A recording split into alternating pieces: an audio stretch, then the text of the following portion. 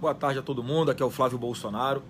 Enquanto vocês estão chegando aí na sala, eu quero fazer hoje uma rápida análise sobre esses institutos de pesquisa. É um alerta, na verdade, mais um alerta, que eu faço questão de vir trazer aqui a todos vocês, porque na minha humilde percepção, os institutos de pesquisa podem estar sendo usados sim para maquiar uma fraude nessas eleições. Eu vou trazer alguns dados a todos vocês, que já aconteceram comigo, que já aconteceram em outros estados, outras cidades, dos erros brutais dos institutos de pesquisa e acabam influenciando no resultado das eleições. Eu li hoje um artigo muito interessante do Rafael Bevilacqua, publicado no site investing.com. Ele é um economista que faz análise política também, e ele faz uma análise muito interessante, porque ele inclui um outro fator ao analisar os números da pesquisa friamente, que é os números da realidade. E ele, de conjuntura, né, do que ele analisa de conjuntura, é um fator subjetivo, sim, mas que ele usa o seguinte critério: eu pego esses números frios da pesquisa, vou para a frente do espelho, repito esses números e vejo qual é a minha própria reação. Se for uma reação mais sádica, né, enfim, que não refletem a realidade, você sabe que você tem que ponderar um pouquinho melhor com esse fator subjetivo antes que você vê o que está acontecendo nas ruas, antes o que você observa, o que acontece com os candidatos, como eles são recebidos, como eles são tratados, né? E é interessante que é o seguinte: eu já fui vítima dos institutos de pesquisa aqui no Rio de Janeiro quando fui candidato à prefeitura no Rio em 2016. No sábado, antes da eleição, o Datafolha me dava 7% das intenções de voto, e no domingo, no dia seguinte, após a apuração, eu tive 14%. Os institutos influenciaram diretamente o voto útil em um outro candidato que o Datafolha colocava como se estivesse na minha frente, e acabou que nem eu nem ele fomos para o segundo turno para a prefeitura aqui no Rio de Janeiro. E o Rafael Bevilacqua traz uma análise do que aconteceu em São Paulo com o Dória e Celso Russomano e o Haddad. O Haddad, que é, como todos sabem agora, o poste do presidiário Lula, que tenta a eleição agora em 2018.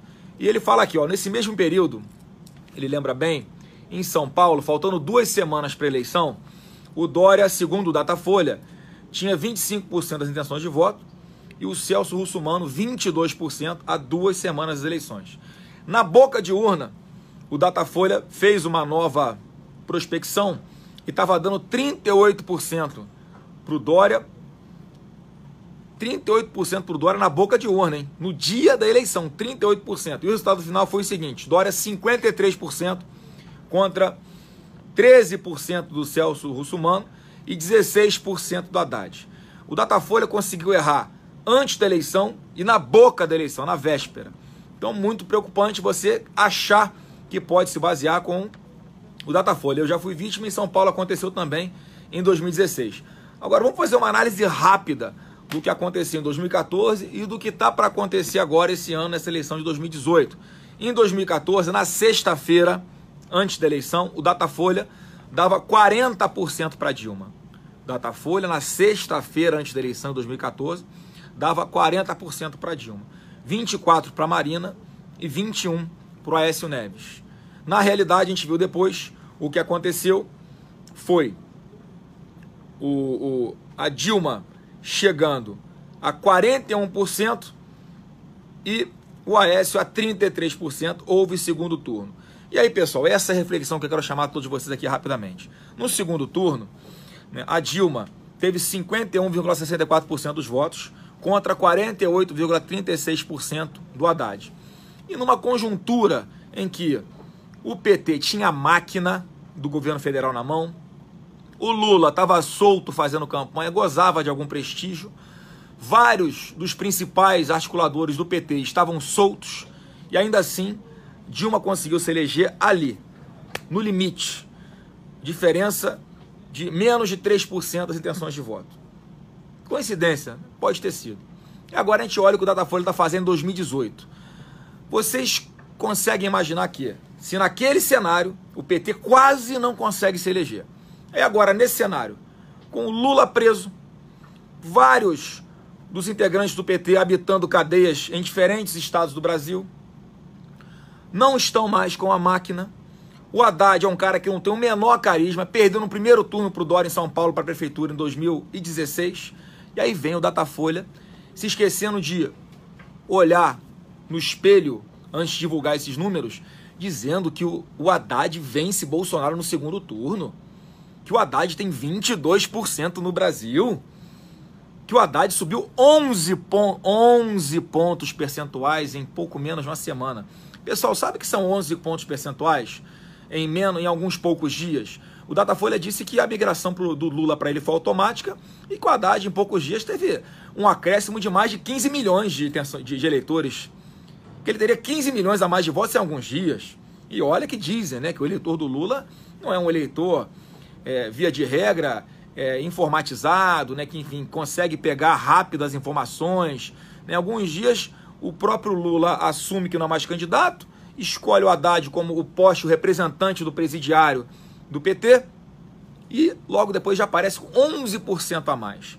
Então, pessoal, esse alerta que eu faço aqui é porque, mais uma vez, eu tenho muita preocupação com o que pode acontecer nessas urnas eletrônicas e, no meu ponto de vista, alguns institutos de pesquisa podem sim estar trabalhando em prol dessa fraude, querendo dar alguma legitimidade de que o candidato do presidiário do PT, Haddad, tem realmente esse tamanho todo. Não é o que a gente vê nas ruas.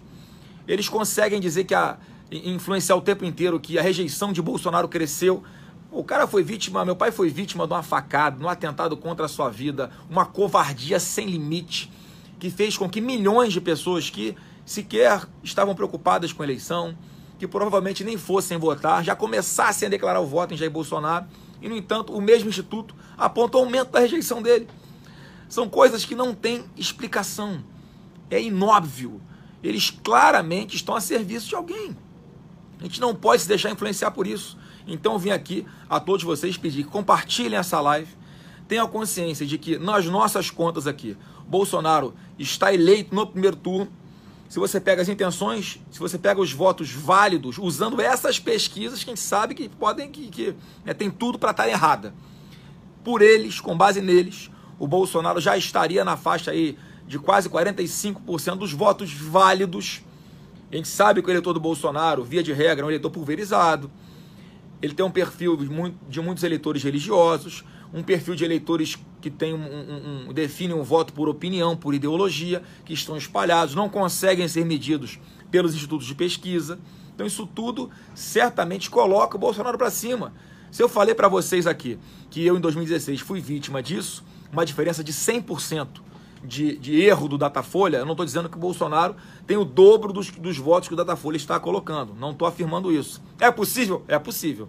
Eu tenho a convicção de que ele está muito maior e agora vão começar a fazer de tudo para criar um clima de que o Bolsonaro estaria novamente estabilizado ou descendo nas intenções de voto, o que obviamente vai contra a realidade, vai contra o que nós vemos olhando no espelho, considerando as circunstâncias. Então, a todos vocês, fica aqui esse alerta. Vamos dar um gás nessa reta final, né, de que o Jair Bolsonaro pode sim ser eleito no primeiro turno.